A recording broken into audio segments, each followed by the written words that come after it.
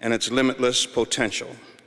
We pray that you would provide for our organization resources, both human and financial, that we may continue to speak for those who have no voice. Bless our fearless leader, Al Sharpton. Don't let him grow weary in well-doing. Hold up his arms, strengthen his body, keep him safe, and continue to renew his passion. We know that the world is in your hands, so use us to accomplish your will, to bring about a just society, to level the playing field, and to ensure justice for the Trayvon Martins of our world. Thank you for this wonderful opportunity that we have to be the conduits through which the commodities of justice and mercy will be ever flowing. Bless this food now that it might nurture us for your service. For we ask it in your name, and together we say, amen.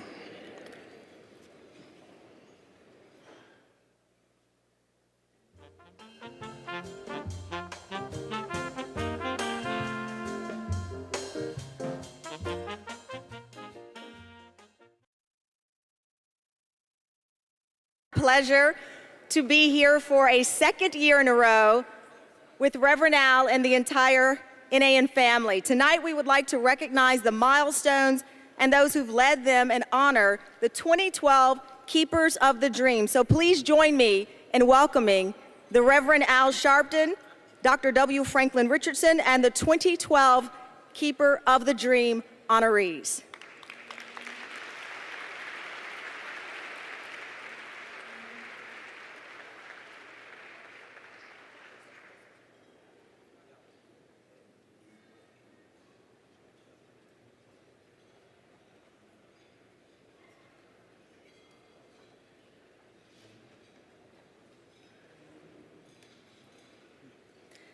For 21 years, the National Action Network has been the most active and productive civil rights organization in the nation, with numerous local chapters around the country founded in 1991 by the Reverend Al Sharpton. The National Action Network works within the spirit of the tradition of Dr. Martin Luther King Jr. to promote a modern civil rights agenda that includes the fight for social justice, which we witnessed with the Trayvon Martin story, where the Reverend Al was on the forefront of that story, as well as a one standard of justice for everyone, decency for all people, regardless of race, religion, national origin, or gender. Leading that charge with the Reverend Al Sharpton has been a young, wonderful, amazing woman who I have the pleasure of introducing to all of you tonight. A woman who's been praised by even Valerie Jarrett, the president's senior advisor, who called her a young leader of tomorrow. Tonight, it's my pleasure and my honor to welcome to this stage the executive director of the National Action Network, Tamika Mallory.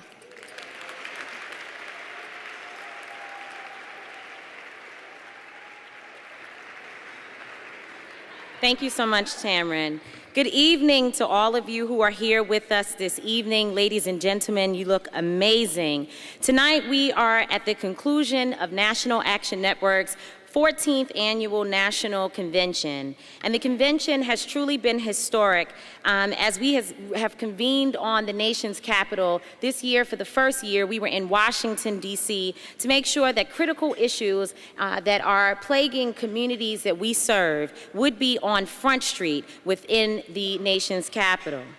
Not only were we joined by the United States Attorney General Eric Holder, but 5 cabinet members addressed leading activists and game changers who attended our convention. We are very proud that our organization is taken seriously and that our constituencies is very important to the Obama administration. But this evening, we are gathered as a community and as friends to honor the life and legacy of the Reverend Dr. Martin Luther King Jr. as we celebrate not only his life, but also those who are trying to make real the principles for which he gave his life.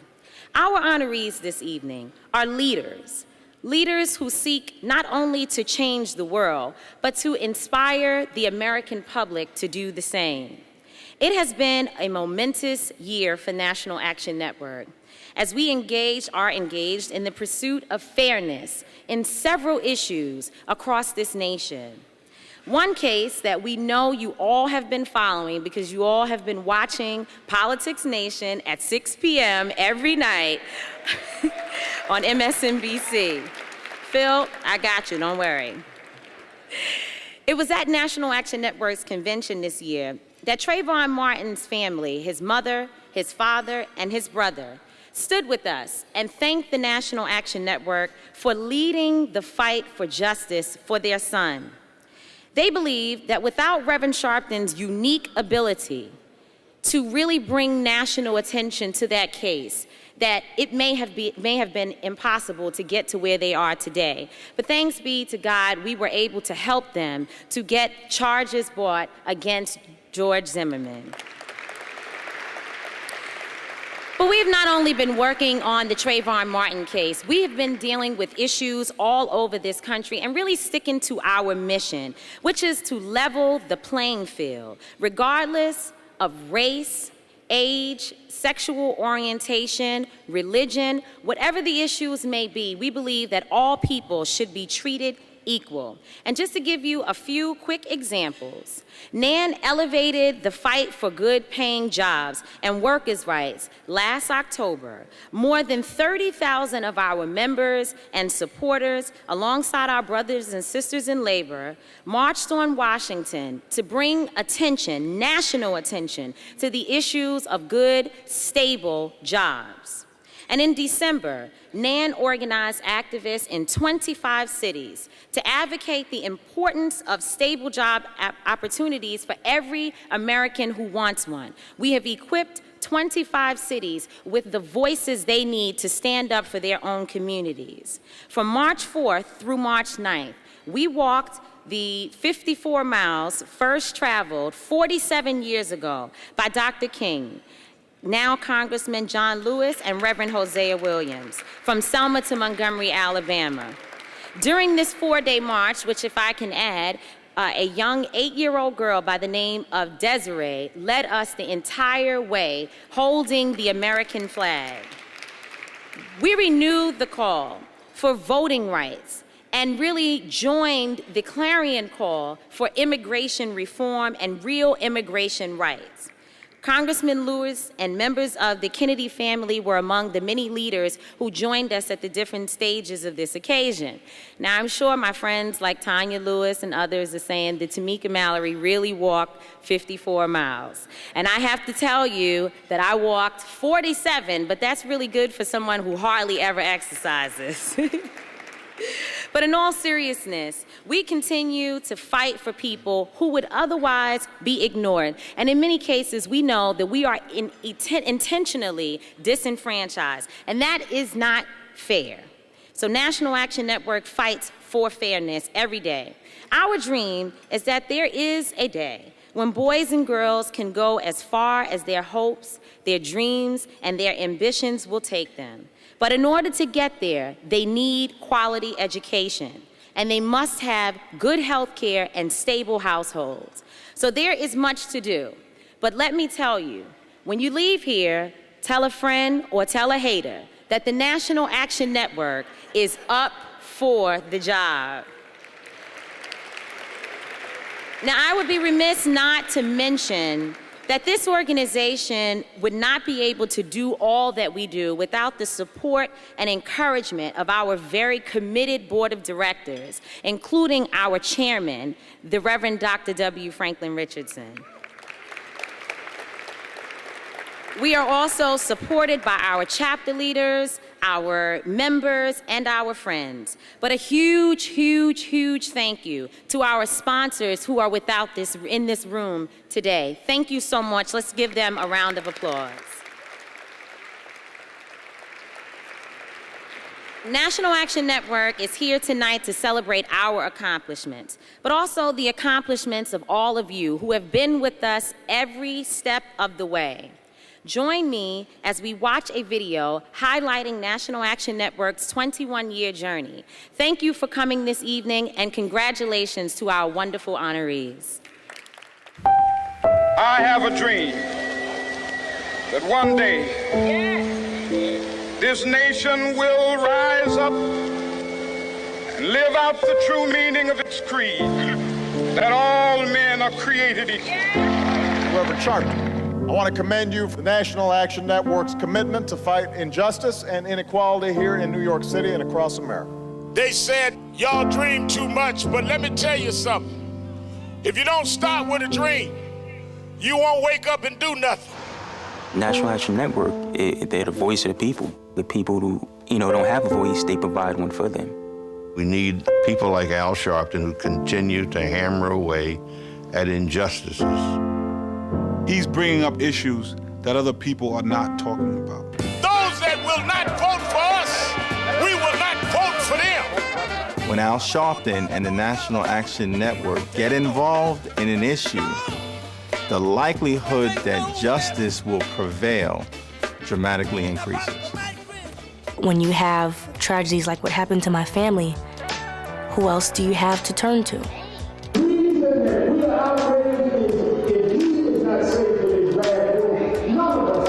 The Trayvon Martin shooting has sparked a national movement. We're rallying, we're keeping the fight alive until George Zimmerman is arrested and we get justice for Trayvon. His decisions to champion social justice are not a function of geography, ethnicity, color, but are really a function of what I would call his moral standing as to how he views the world. You say, I'm not accepting this because I know it doesn't have to be like this, and I won't accept it. This isn't the National Satisfaction Network, this is the National Action Network. Voting rights is under assault. Literally 5 million people, according to the Brennan Institute, may be disenfranchised. This is Human Rights and Civil Rights and Nonviolence Day. How you gonna meet on King Day and not talk about the stuff Dr. King stood for? This man is the truth. He's the truth. Al fights justice. When you're in trouble, Al Sharpton's your man. George Zimmerman has just been charged with murder. We just wanted an arrest, and we got it, and I say thank you.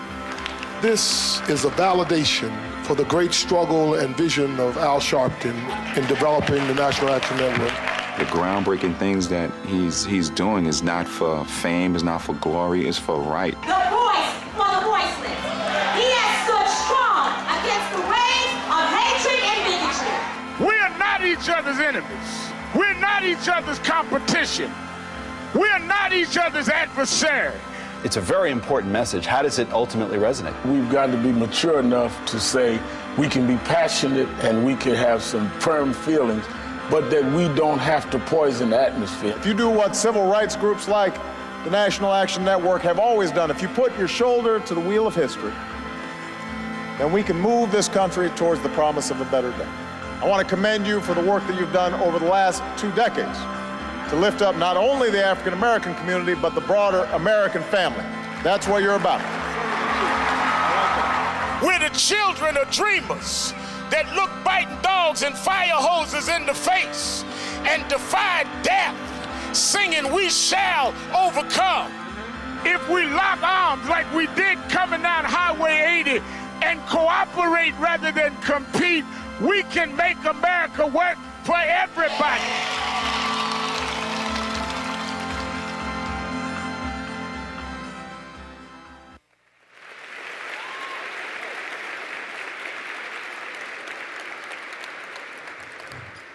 Again, I'd like to congratulate the National Action Network and the Reverend Al Sharpton. And now we're moving to our keynote speaker. For many of you who don't know, I am from Texas, but I'm a Temple Al, as in North Philly, Temple Al. I love to say North Philly is the only place where I was robbed, but I still love it. And that's a true story. I would like to get my bag back one day. But I was a bit nervous about how to introduce the great Bill Cosby. How do you introduce Bill Cosby? If you saw Meet the Press on Sunday, you know that Mr. Cosby is never at a loss for passion or words. So we sent a note to him asking how would he like to be introduced. and I have it here.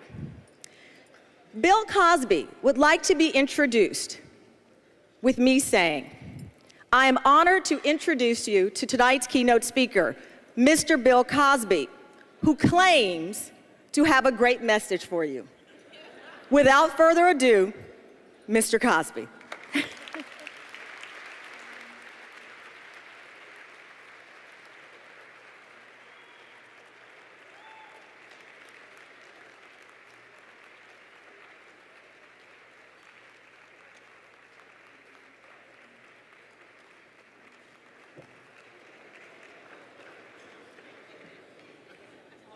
Well, well. I have a friend with me. If you'll please step forward. Your name? Hi, my name is Christiana Thurton. And you were raised in? Raised and born in Brooklyn, New York.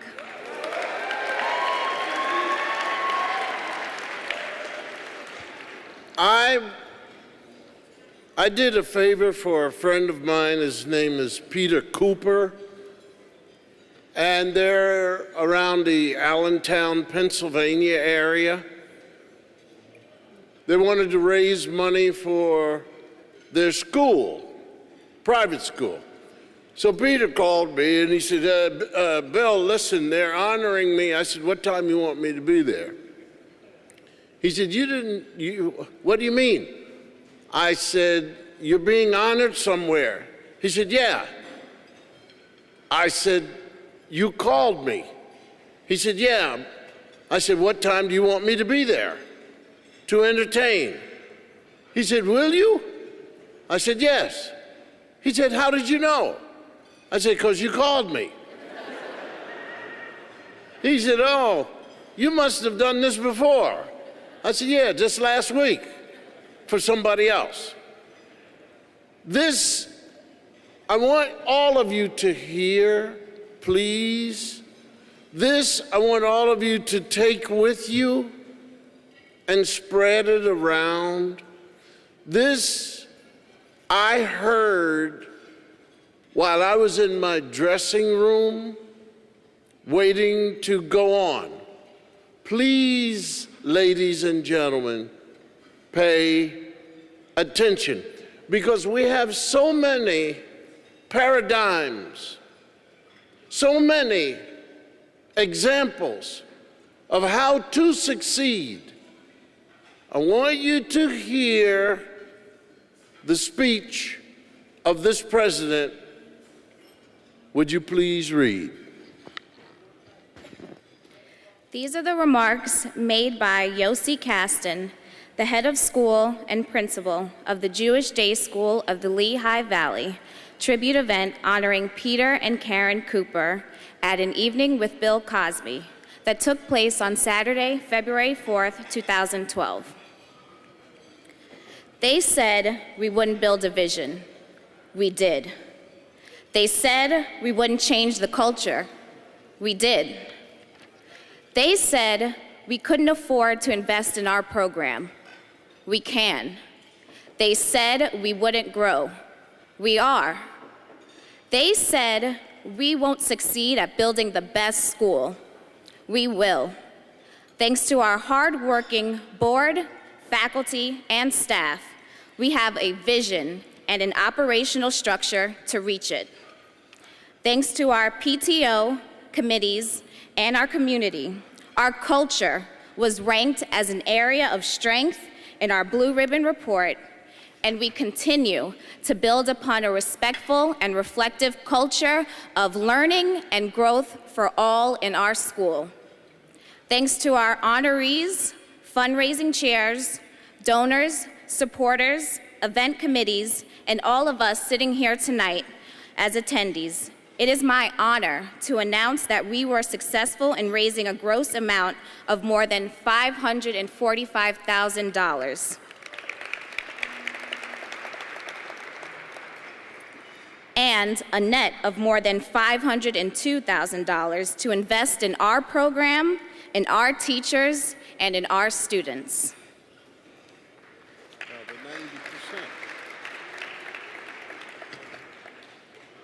Thanks to the outpouring of support from our students, parents, and the Lehigh Valley clergy, we are growing and we will continue to grow.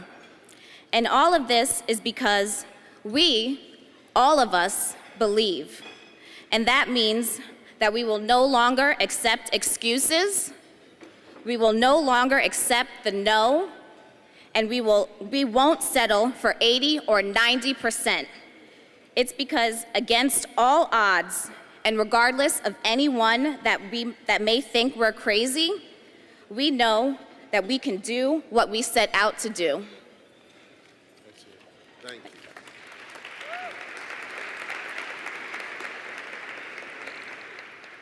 Ladies and gentlemen, there's your paradigm. This group, the thing was sold out. 350 people sold out, raised over $500,000. When the principal said we will no longer accept 80, 90%, he was talking about the grades. They're going for 100. Not one person flinched. Not one person said, that's too high. Not one person said, you're setting us up to fail. Not one person. They expect that. Not 66%. Give me some slack. Ladies and gentlemen, the time is now. It is important for all of you to understand that you're being set up as long as you continue to blame somebody else. Work on yourself. It is not to be that we've got to protect our children who are being set upon because they're studying. We've got to protect our children who want safe passage from the house to the school and back home again.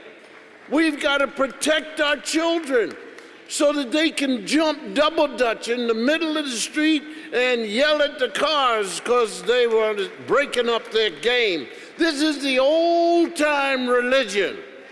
This is the old-time religion that many of you are afraid to talk about, but it's how you survived.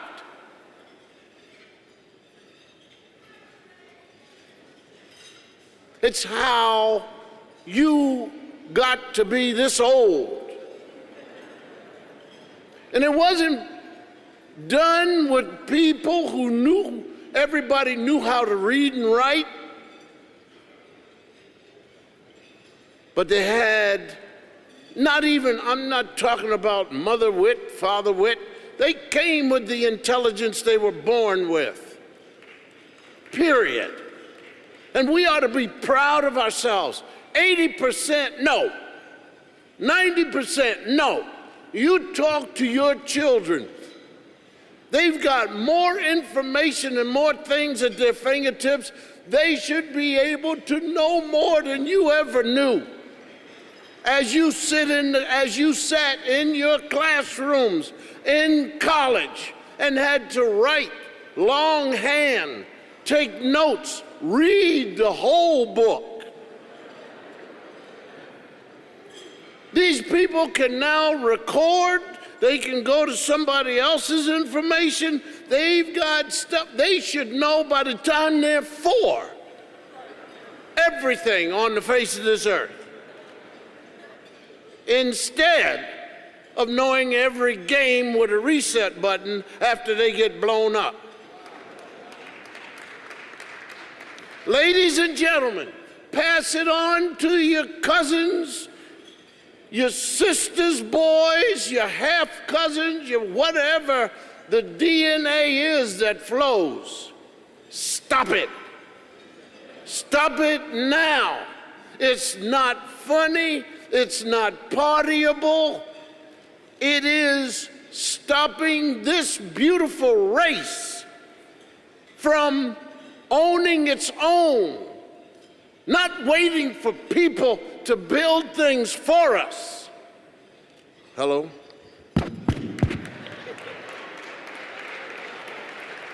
No, the mic went out. Not waiting for people to build things for us.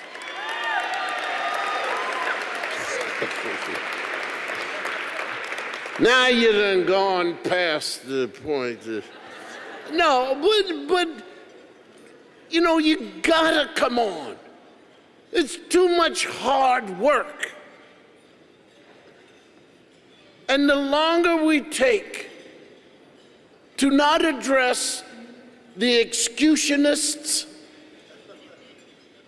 the longer we take to not address those who want to say, well, it's in the DNA of what? If you don't try and teach your child, it's going to stay in the DNA of a child. That's what parents are for. Even God, after creating Adam and Eve, didn't know what these people were going to do.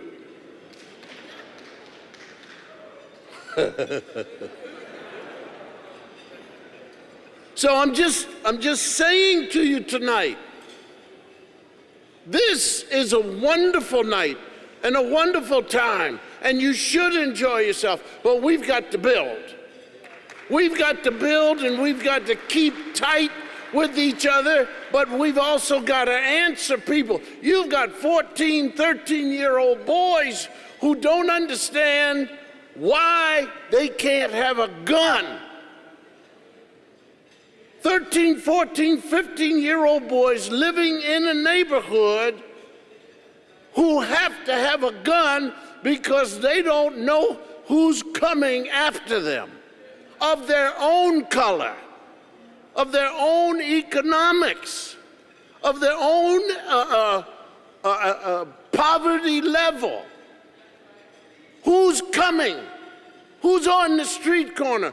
And some things don't make sense. Because if somebody's coming at you, why would you wear a color that would let them know whether you're with them or against them?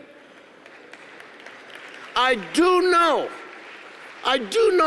from watching Isaiah Thompson's Mother's Special that some mothers and fathers need to go out to the street and look at somebody else's children and say, I would appreciate if you would give my boy safe passage because he wants to live.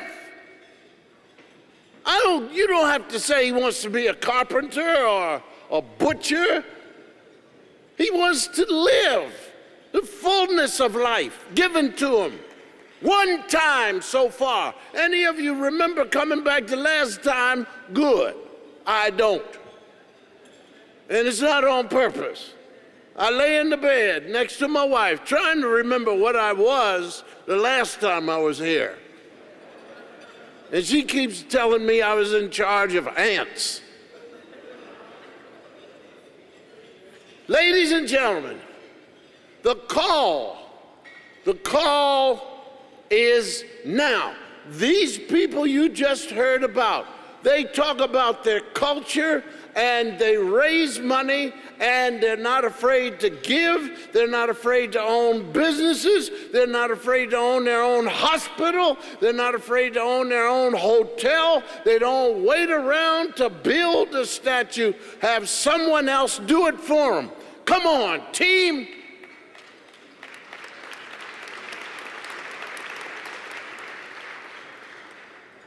Well, I got a donation from this table. No. In closing, our children need to know that life is good to live. We have not bothered to put a message out to them. Not enough. We've got some fools riding around on bikes with guns, shooting, not caring who they hit. Then we're on the news, people pleading and crying. It's about us. And it's about us saying it's about time. Where did a gun come from into the hands of a child whose mother is below the poverty line, who can't afford to buy a 16-ounce steak, but this boy's got a $300 pistol and no firing range? But he's got music and he can curse, but he can't read. He can do other things too. He can be a father at 13. He can talk in her ear, and she will accept it because she's saying, I have to have something that loves me. We need people to explain life to these children. And life means future. Life doesn't mean die tomorrow. For what? Who puts these guns there? And why can't you look under the mattress? Why can't you look in the shoes and the underwear and pat them down? You got an idea that a kid is doing something wrong. What makes you feel that you want this kid to love you so much that you don't want the child to dislike you because you're trying to save his or her life? Explain it to them. Talk to your children. Tell them. And if they so much as try to tell you something about life and you got 30 years on them, yeah, I know they got 911. They got 911. They will dial 911, break his arm. Now, you know I didn't mean that, but no, I'm serious. I didn't mean it. There's some idiot out there, Bill Carter, to break arms of the children.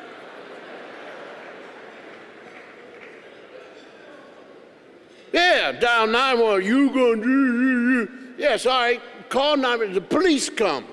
Now, cops just don't come in and say, well, what did your parent do? So, well, he said to me, and then the cop will say, all right, parent, you have to go to jail. No, they say, who said what said? And sometimes, if you're slow and calm, they'll take the kid. If you explain it correctly, they will take the kid. And the kid will have to do community work for wasting taxpayers' money, driving the gas up. It is my pleasure, really and truly, to ask all of you, don't take a step back to be that neighbor that you all used to know. The one that had the love and the feeling and said, darling, don't do that. We can start a chain and a movement because there's a lot of people out there confused about what they're supposed to be doing. And if you don't stop it now, it's going to swell, and it will be Langston Hughes' poem all over again. What happens to a dream deferred? 400 years, ladies and gentlemen, our foremothers and forefathers are waiting for all of us. Stand mentally to accept the challenge. Thank you. Good night.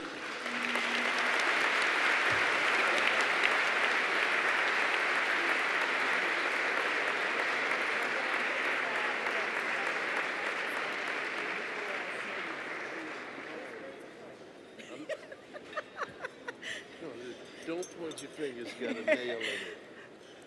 Mr. Cosby is going to stand with me as and I love to introduce him this way. It was once, of course, the man who founded National Action Network, but for me, it is the host of Politics Nation, 6 p.m. Eastern Time. Tell your family. The great guidance for me and so many others, a great friend, a great person. You want to add something to this? Do I need to write it? No, you've gone too long as it is. Ladies and gentlemen, the Reverend Al Sharpton. Oh, I thought it was Dick Gregory. Here, he's walking up now. He's walking very cool. Really? I told you I was going to make you mad. Thank you. I'm preaching now, Bill. You can leave. Give a hand, Dr. Bill Cosby.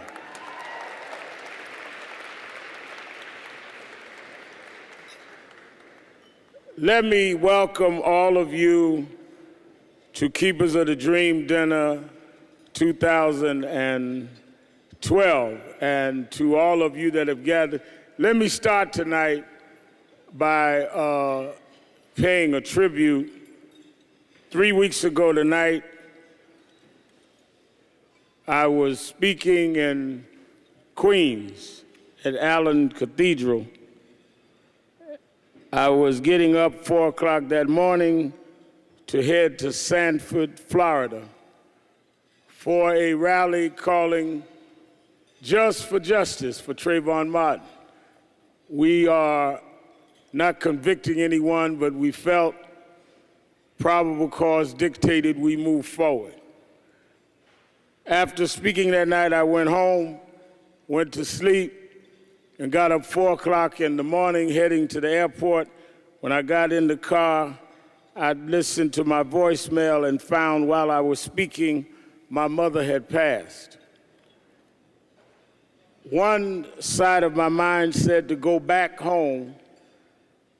The other side said that she would have been disappointed if I did not keep the commitment to stand with those in Sanford, Florida.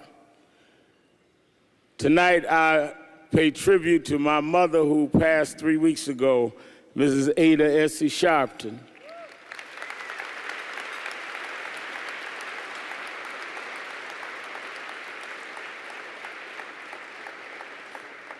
And many of the things that we do in National Action Network is because of her.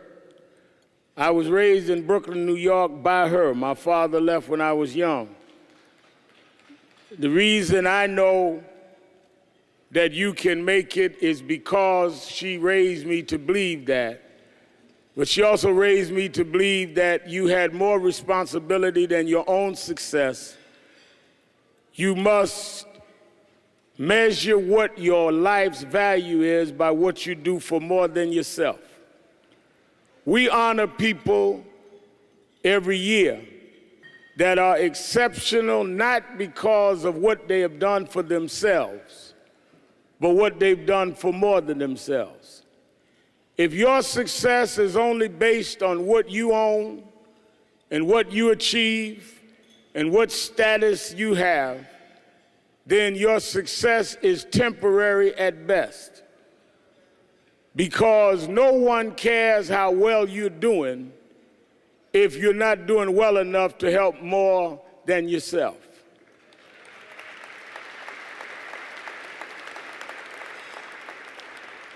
I often laugh at those that are so impressed with themselves. What they own, what they have, can describe their wardrobe, describe their cars, and have absolutely no relevance to the world and the time in which they live. I say almost every time I speak that it is a very difficult task to preach the funeral of an irrelevant person. It's a real hard job. I stopped taking a lot of funeral appointments because I really got tired of lying for folks. Most folks shouldn't even have a funeral. Most folks should go straight from the morgue to the cemetery, because most folk haven't done nothing anybody could talk about.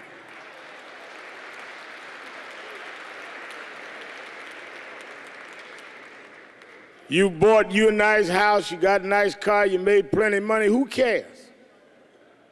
We'll sell your house before we get you to the cemetery. We will ride all over town in your cars. The only thing that will matter if someone can say you made a difference. And if all your wealth didn't make you wise enough to make a difference, then you are not wealthy enough yet.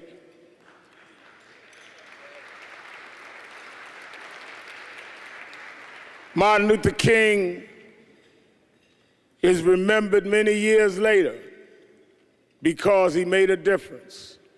No one remember who was the richest black preacher in the 60s. It really doesn't matter. We remember King because he stood in the gap and made a difference for everyone else. You should ask yourself every day, if today was your last day, 10 years from now, 20 years from now, 30 years from now, would it really have mattered you came this way? And if you are not satisfied with your own answer, you need to leave here tonight and go to work. We've chosen some individuals that we think have made a difference they did not have to make, but a difference they chose to make. And we want them to know that we have watched it and we appreciate it because there are so few that make that difference. I made one commitment to myself a long time ago that I would stand up for what I believed in, whether it was popular at that moment or not, that I was going to fight those that I felt took advantage of those that had no one to fight on their behalf, that I would speak for those that had no voice. And I have only one goal, and that is that every morning that I wake up, Pauletta, my goal is when my feet hit the floor, that those that are insensitive, intolerant, and bigoted will say, damn, he's up again.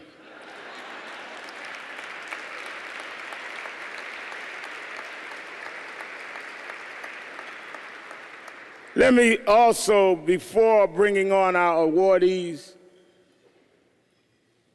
I want to acknowledge that we have several people that have won in the past that have come to be with us tonight, and we're glad. If I miss some, I assume someone will give me a list.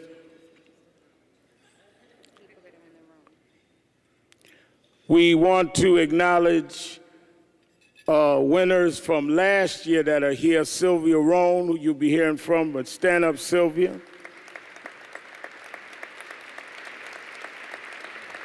Alfred Liggins, chairman of Radio and TV One.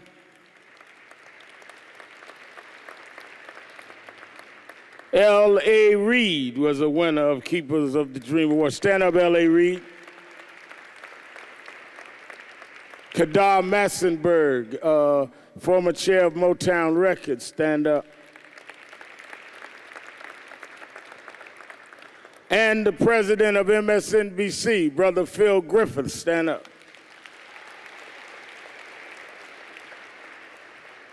I'd like all of our board members to stand. We're glad our board members are present from all over the country.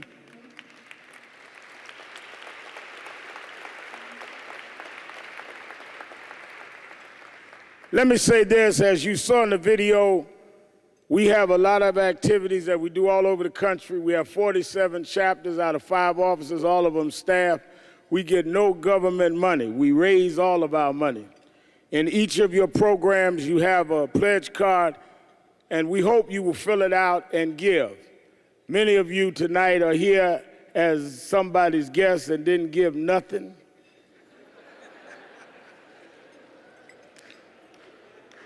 Many of you will never go to a march or rally, but you can support those that do. The people we have to pay every week do the work that protects all of us. And I would hope that you would take the card. We're going to send people around every table to collect your card, and you that want to give something tonight or that will fill out a card and pledge, I'll be at your office in the morning. Fill out the card and help us continue. There's no budget. When a Trayvon Martin family calls me, I can't go to the airport and say no justice, no peace, and they put me on the plane. We had to pay for that. The office in Atlanta, the office in Washington, 2 offices in New York, all of that we had to pay for. And if we can't depend on those that can't, because of their work, do what we do, we can at least expect that you would help us. I would hope everyone fills out a card or a check and gives it as the people come around. And the tables that don't do anything, they'll give me and I'll come around myself. That's why they put me up, so I can play the rough guy. Let me acknowledge also we have certain special guests in the audience that we want to acknowledge. I want you all to acknowledge our special guests. Turn to your right and shake hands with the one to your right and say, thank you for being Reverend Al's special guest tonight.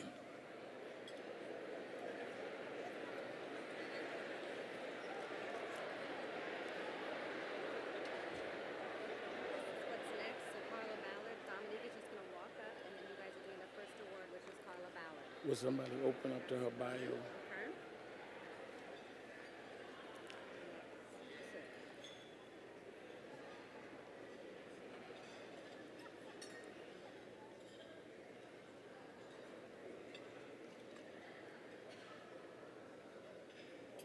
All right, they've given me a long list of dignitaries to read, but I tell you the best way to read, get your name called tonight, is write a check, National Action Network, hand it to me, and I'll call your name all night long.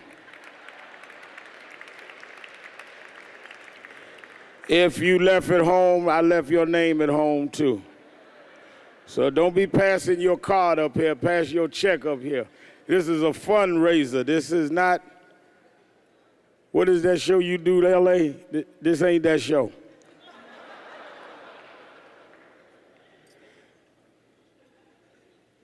I want to ask first my daughter, Dominique Sharpton, who also heads membership, to come.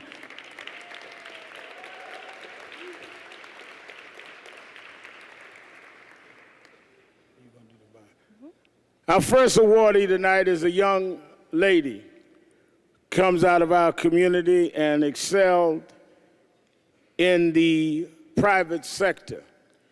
It is an important part of what we do in our education initiative and our joint venture with education is we must raise examples of success. It is not enough for young people to be told they can make it. They must see those that have done it, and those that have done it without compromising their integrity and without losing their connection to their community.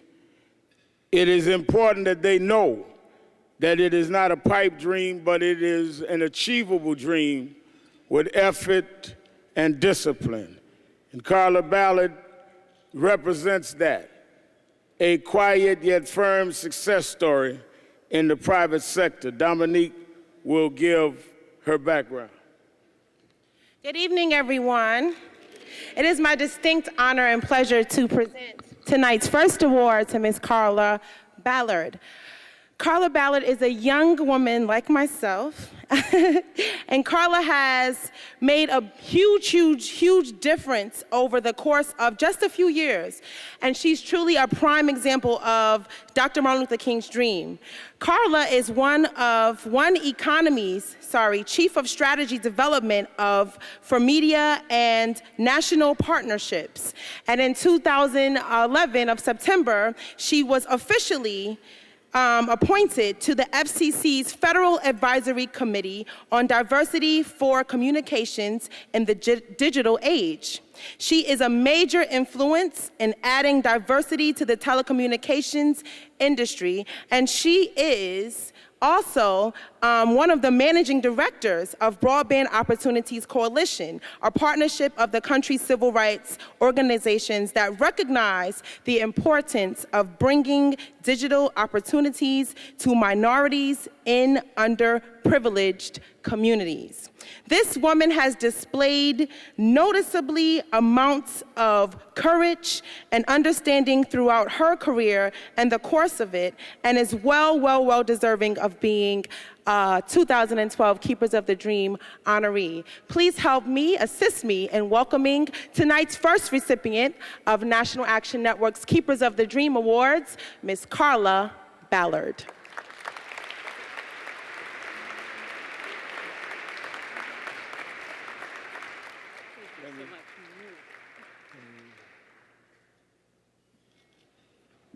National Action Network Keepers of the Dream Award presented to Carla Ballard, Al Sharpton, President, and W. Franklin Richardson, Chairman of the Board. Give a hand, Carla Ballard.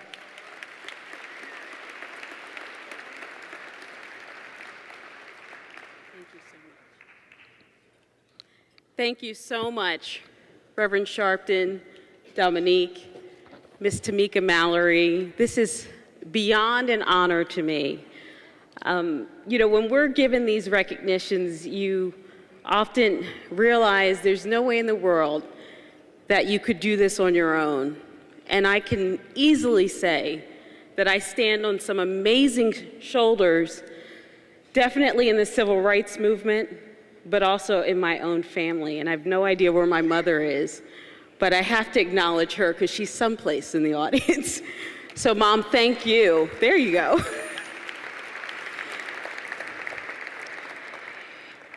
The other piece, too, I will say that in many ways, this is all about collaboration. And Reverend Sharpton has been exemplary in illustrating for us what it means for us to take seriously the issues that we have in our community and put it at the forefront that we have to work together if we're going to solve all of the things that we're addressing right now in our communities. The other piece, too, I want to share a major thank you to a gentleman that's in this audience that has paved the way for large corporations, for the FCC, to begin to model some extraordinary work around broadband adoption, and that's our chairman of One Economy Corporation, Mr. Ray Ramsey. So thank you as well. I know I was told we only have a few seconds, but I have to just acknowledge the wonderful board of the National Action Network, my dear friend Sylvia Rohn. It has been such a privilege to receive this honor, and it also means I have a lot of work to do to continue to keep it up. So thank you very much.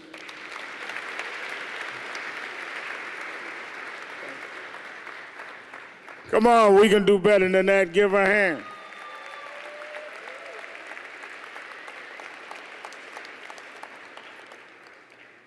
I started preaching very young, and even when I was 12 years old, I became youth director of Operation Breadbasket and started in Brooklyn in civil rights. It was not many years after that, I met a man who was a political operative, but there was something about him that he always was connected to the ground. He rose to the highest heights in corporate America, but he was always connected to the ground. You measure people's height not by midair to the top. You measure them from their feet to the top of their head. If you're not grounded, you're not a giant. You're just a leaf flying in the air. This man has been grounded. This man never forgot those that were on the ground and proved to us that you can reach heights and compete with anyone out there and be excellent, but at the same time be committed. One of those that have walked in his footsteps that will help me in presenting this award is Alfred Liggins III, Chairman, President of TV and Radio One, as we honor the giant of industry, the man who has exemplified and personified business at its best, who broke the barriers in the corporate world as the president has in the political world, the chairman of Citibank, former chairman of Time Warner, but still a man I met in my teens, grounded, Mr. Richard Parsons.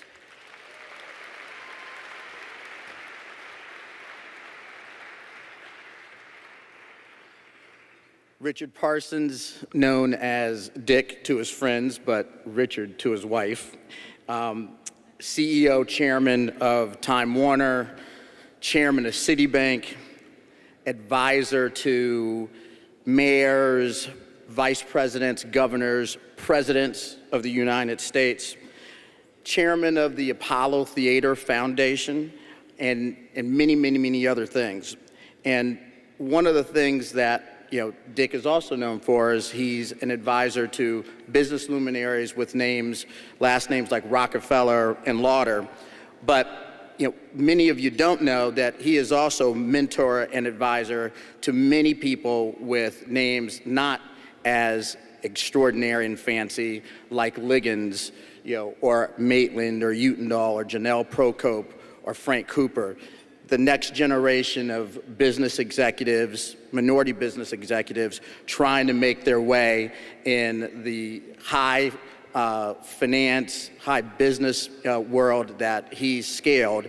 I was one of those people who was fortunate to call him up out of the blue after meeting him at a business function. He didn't know me from Adam, and I was trying to launch a new cable network targeted towards African Americans 9 years ago, and he probably didn't even know the name of my company or what I did. But he took a meeting with me and gave me advice on how to get TV One off the ground. And then when I couldn't actually get any traction with the cable company, Time Warner Cable, that reported into him, he personally called over to Time Warner Cable and got them to do a deal to carry TV One and bring it to New York consumers. And I appreciate that from the bottom of my heart. That's a favor that he did for me, for somebody he didn't know personally. And then he continued to mentor me and a number of my other friends over the next 8 years. For you, something that's very dear to his heart, jazz is one, but also the Apollo Theater. The Apollo Theater is a New York...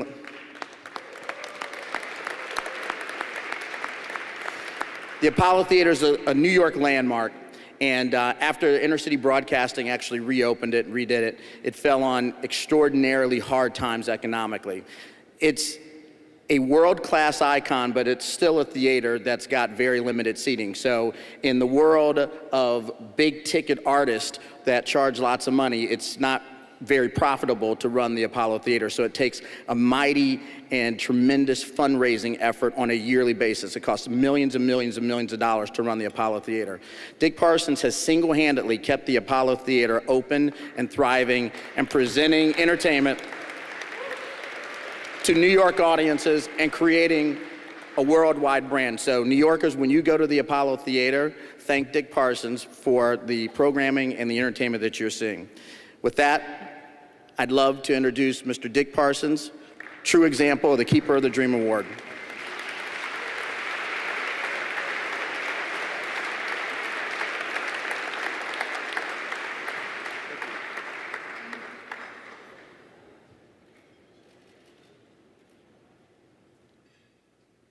Mr. Dick Parsons.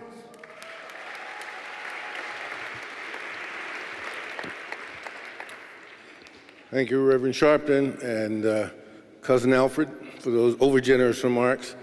And they were overgenerous. There were a lot of people who are involved in virtually anything that I've done, particularly the Apollo, but anything that's been mentioned.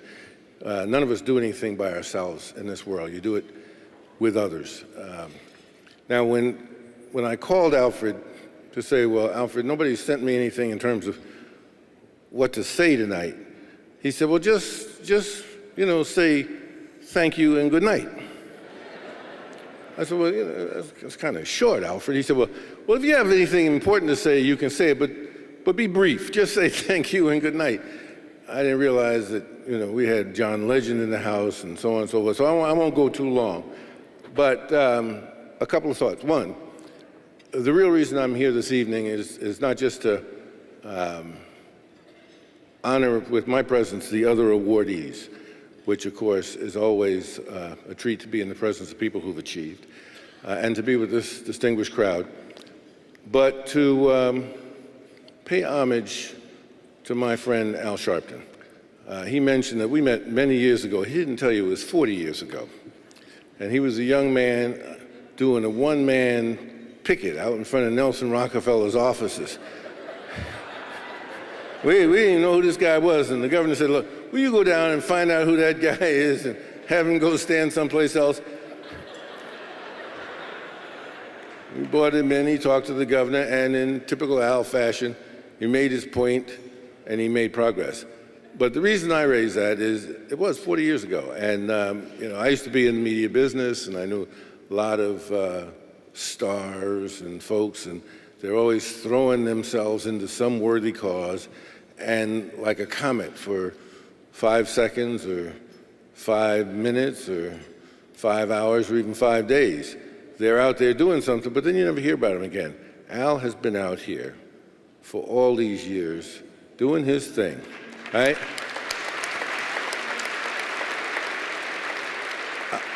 I haven't always agreed with every position he's taken, but I've always admired the integrity, the resilience, the persistence, the commitment to the pursuit of justice.